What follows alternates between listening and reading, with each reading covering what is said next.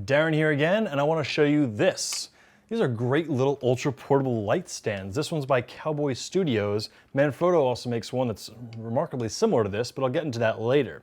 So obviously I'm showing this to you because it's nifty in that it packs down to so small, but what I want to go over in this review of it is what you sacrifice for getting that small size. Because the two main things you look for when you're getting any sort of support equipment that suspends equipment such as lights or flags or anything in the air is the stability of it and the size of it. And with this, obviously you can imagine the height is pretty easy to determine. It doesn't go floor to ceiling like, say, this guy does.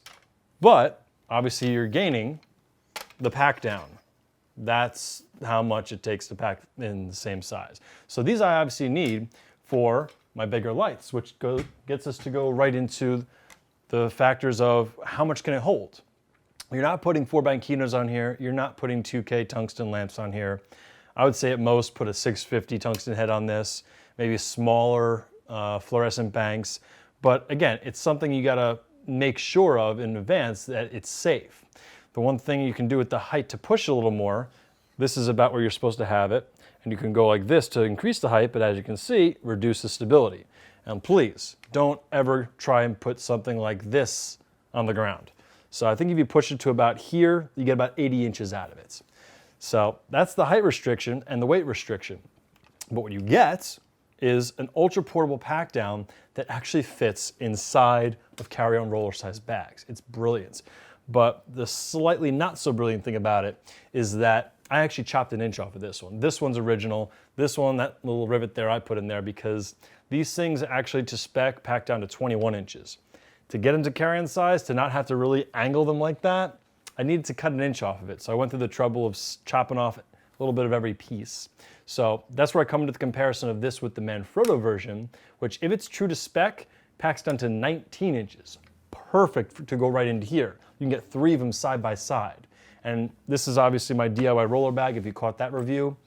This I can fit my ultra portable fold flat tripod in, and then I can fit 3 of those Manfrotto, or if I cut these down a little more, lights in here. So I'm gonna have a full camera, tripod, and 3 light kit inside one roller bag, which is brilliant for sit-down interviews where you don't need, a whole lot of wattage or a whole lot of heights. If I'm sitting down here, 80 inches of height is more than enough.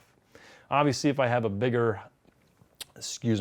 I have a client that's expecting a lot of big stuff, I'm not gonna bring that same kit. But if I'm doing something run and gun, a favor for somebody, or anything where basically I just need to make the image look good and not bring bigger, impressive equipment, then this is just great because I can pack it down, get on a subway if I can't drive, and be on my merry way. So that is what you get out of this. I can make a little other comparison because I'm sure a lot of you are familiar with these. These are kind of like the standard issue Lowell Toter or Omni light kit stands, which they go pretty high and they're somewhat stable, and you thought they were pretty small. Still not nearly as small as these guys, to give you an idea. And I actually feel like these are a little bit more stable. These things are kind of like a little rickety.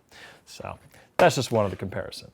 But that is pretty much it. They're obviously really, really great for if you've got a whole bunch of, say, Z96 lights, or this is the 160, or even something a little bigger. I've got some smaller tungsten heads that are really great for these. And yes, I can shake it around, but why are you shaking your lights on set? Don't do that. You should stand back the legs just in case, as always, and obviously make sure people are aware of there's stuff on set that they could trip over. So, be safe. But that's it.